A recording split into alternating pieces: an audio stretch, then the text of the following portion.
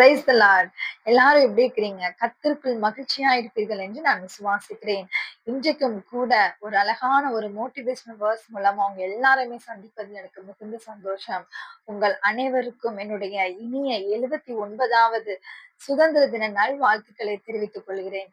பிரியமானவர்களை, 79 ஆண்டுகளுக்கு முன்பதாக இதே நாளில் நம் தேசம் சுதந்திரத்தை பெற்றது.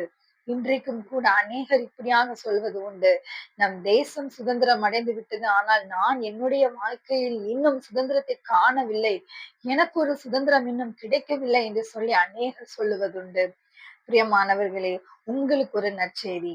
தேவன் எப்படி நம் தேசத்திற்கு ஒரு சுதந்திரத்தை கொடுத்தாரோ, அதே போல நம்முடைய வாழ்க்கையிலும் நமக்கென்று சொல்லி ஒரு சுதந்திரத்தையும் ஒரு ஆளுமையும் நமக்கு தரப்போகிறார் பாருங்களேன். பார்க்கலாமா? சங்கீதம் 34ஆம் அதிகாரம் 6ஆம் வசனம். இந்த ஏழை கூப்பிட்டான், கர்த்தர் கேட்டு அவனை அவன் இடுக்கண்களுக்கெல்லாம் நீங்களாக்கி ரட்சித்தார்.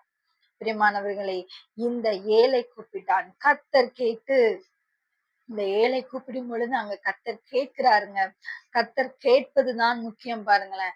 கர்த்தர் கேட்டு அவனை அவனுடைய இடுக்கண்களுக்கெல்லாம் நீங்களாக்கி ரட்சிக்கிறாராம்.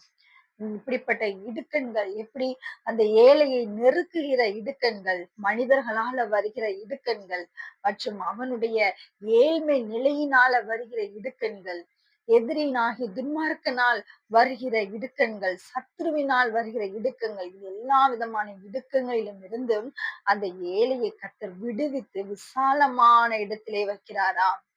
பிரியமானவர்களே, சங்கீதம் 31:8 இப்படியாக சொல்லுகிறது, சத்துருவின் கையில் என்னை ஒப்புக்கொடாமல் என் பாதங்களை விசாலத்திலே நிறுத்தினீர். எப்படி ஒரு நெருக்கமான இடுக்கமான இடத்துல இல்லாமல் என் பாதங்களை விசாலத்தில் நிறுத்தினீர். சத்துருவின் கையில் என்னை ஒப்புக்கொடாமல். இன்றைக்கும் நாம் அடைக்கப்பட்ட வாசல்கள் அநேகருடைய ஆளுமையின் கீழே அவர்களுக்கு கைகளுக்கு உள்ளாக நெருக்கத்துல, சத்துனுடைய நெருக்கத்துல நம்ம இன்னைக்கு இருக்கலாம். பிரியமானவர்களே, கவலைப்படாதீங்க. கர்த்தர் நம்மளுடைய பாதங்களை விசாலத்திலே வைக்கிற நாட்கள் நமக்கு வந்தது. சத்ருவின் கையில் இருந்து நம்மளை விடுதலையாக்கி நமக்கென்று ஒரு விசாலமான பாதையை கர்த்தர் காண்பிக்க போகிறார். நம் பாதங்களை அப்படியே தூக்கி ஒரு விசாலமான இடத்தில் நம்ம என்ன செய்ய போறாரு? நிறுத்த போகிறார். இன்னும் கூட சங்கீதம் 118ஆம் அதிகாரம் 5வது வசனம் இப்படியாக சொல்லுகிறது, நெருக்கத்திலிருந்து கர்த்தரை நோக்கி கூப்பிட்டேன், கர்த்தர் என்னை கேட்டருளி விசாலத்திலே வைத்தார்.